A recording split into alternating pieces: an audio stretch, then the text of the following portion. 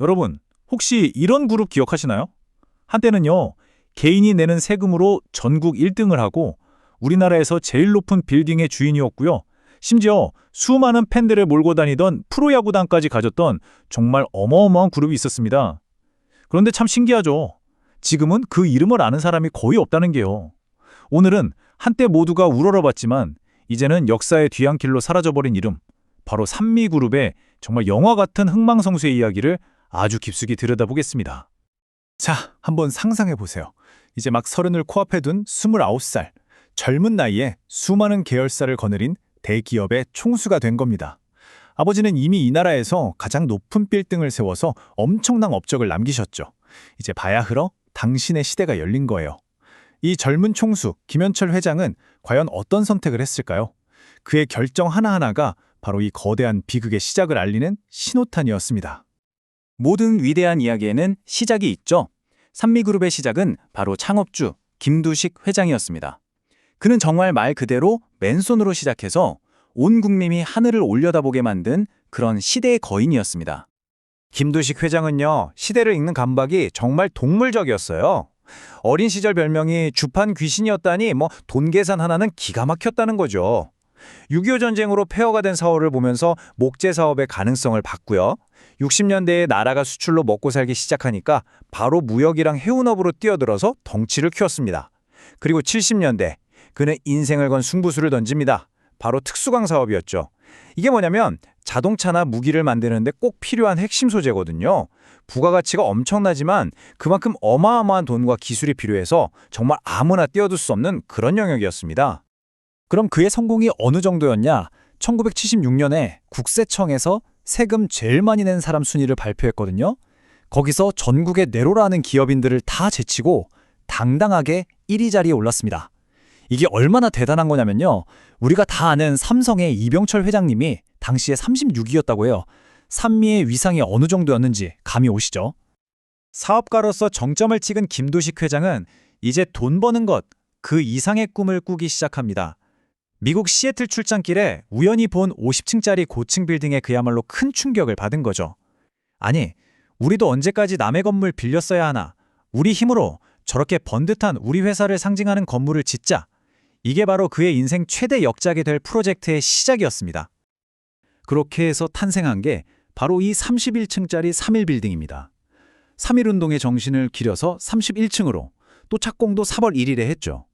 이 건물은 그냥 회사 사옥 그 이상이었어요. 당시엔 10층짜리 건물도 보기 힘들었는데 외국 도움 하나 없이 순수 우리 기술이랑 우리 돈으로 지어올린 대한민국 최초의 마천루였거든요. 우리도 하면 된다는 자신감을 온 국민에게 심어준 그야말로 국가적인 자부심의 상징이었습니다. 하지만 영광의 시간은 안타깝게도 길지 않았습니다. 김두식 회장이 골수암으로 56이라는 너무 이른 나이에 세상을 떠나면서 그룹의 운명은 29살의 아들 김현철에게 정말 갑작스럽게 넘어갑니다. 이제 새로운 세대가 그룹의 방향키를 잡게 된 거죠. 젊은 회장 김현철의 첫 번째 행보는 정말 파격적이었습니다. 바로 프로야구단을 만든 거였어요. 근데 이건 냉철한 사업적 판단? 그런 게 아니었습니다. 미국 유학 시절부터 야구에 완전히 빠져 살았던 한마디로 성공한 덕후가 순수한 열정으로 자기 꿈을 실현한 거나 마찬가지였죠. 자, 여기서 우리는 아버지와 아들 두 세대의 꿈이 얼마나 달랐는지를 아주 극명하게 볼 수 있습니다. 아버지가 국가의 산업 발전을 상징하는 하늘을 찌르는 3.1빌딩을 세웠다면 아들은 개인의 열정과 새로운 시대의 문화를 상징하는 야구단을 만들었던 거죠. 그룹의 무게중심이 어떤 국가적인 사명감에서 개인의 꿈과 즐거움으로 옮겨가는 아주 상징적인 순간이었습니다. 젊은 총수의 이런 패기는 그룹에 새로운 활력을 불어넣는 것 같았지만 바로 그 거침없는 야망이 신화의 날개를 태워버리는 불씨가 될 줄은 아무도 몰랐습니다. 이제 이야기는 정점에서 비극적인 내리막길로 접어듭니다. 김현철 회장은 아버지가 닦아놓은 특수광 사업을 세계적인 수준으로 한번 끌어올려 보겠다, 이런 야심찬 계획을 세웁니다. 그 승부수는 바로 캐나다에 있는 거대한 특수광 공장을 통째로 사들이는 거였습니다. 인수 가격이 무려 2억 달러, 지금 돈도 아니고 그 당시 환율로 2천억 원에 육박하는 정말 천문학적인 금액이었어요. 김현철 회장은 훗날 기업인으로서 가장 행복했던 순간이라고 회상하면서 전 직원에게 보너스까지 줄 정도로 자신감에 가득 차 있었습니다. 하지만 이 결정은 돌이킬 수 없는 재앙의 시작이었습니다. 나중에 포스코에서 실사를 해보니까요. 2억 달러나 주고 산 이 공장의 실제 가치는 고작 4천만 달러. 그러니까 5분의 1 수준에 불과했던 겁니다. 이건 단순히 운이 나빴던 게 아니에요. 세계적인 기업이 되겠다는 그 뜨거운 야망이 철저한 사전조사나 냉정한 가치평가 같은 기본 원칙을 그냥 압도해버린 명백한 경영상의 실패였습니다. 불행은 꼭 한꺼번에 찾아온다고 하죠.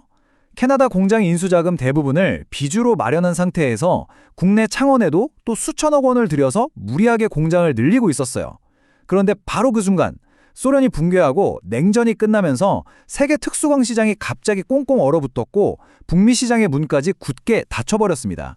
과잉 투자에 외부 악재까지 동시에 덮친 이건 뭐 피할 수 없는 완벽한 폭풍이었던 거죠.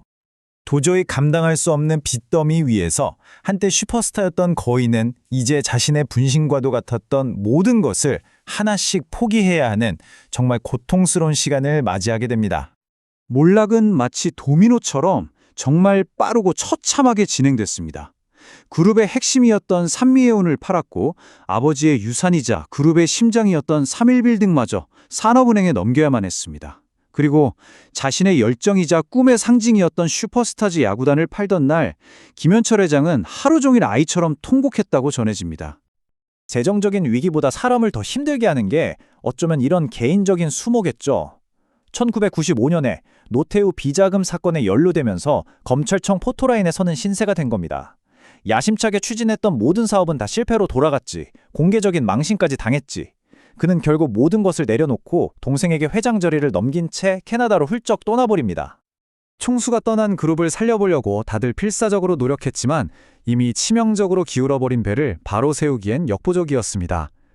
이제 산미그룹의 허망한 마지막 순간과 그들이 우리에게 남긴 질문들을 한번 살펴보겠습니다. 산미의 최후는요, 정말 놀라울 정도로 허망했습니다. 1997년 3월 재계서열 26위의 그 거대한 그룹 산미가 단돈 11억 원, 11억 원짜리 어음 2장을 막지 못해서 최종 부도 처리됐어요. 대한민국 전체가 IMF 외환위기라는 거대한 폭풍 속으로 빨려 들어가기 바로 직전의 일이었죠. 이미 과도한 빚 때문에 체력이 바닥난 산미에게 11억 원은 작지만 치명적인 마지막 한 방이었습니다. 모든 걸 잃었던 김현철 전 회장은 그 뒤로 2번이나 직장암 수술을 이겨내고 현재는 아내와 함께 저 멀리 도미니카 공화국에서 선교 활동을 하면서 완전히 다른 제2의 인생을 살고 있다고 합니다. 사람들은 수많은 만약을 이야기합니다. 아, 그때 그 공장만 안 샀더라면, 창원 공장 증설을 조금만 늦췄더라면, IMF만 아니었더라면. 하지만 이 모든 가정을 넘어서 우리는 어쩌면 더 근본적인 질문에 도달하게 됩니다. 거침없는 야망과 무모한 욕심의 경계는 과연 어디일까요? 한때 진짜 슈퍼스타를 꿈꿨던 이름, 산미. 여러분의 생각은 어떠신가요?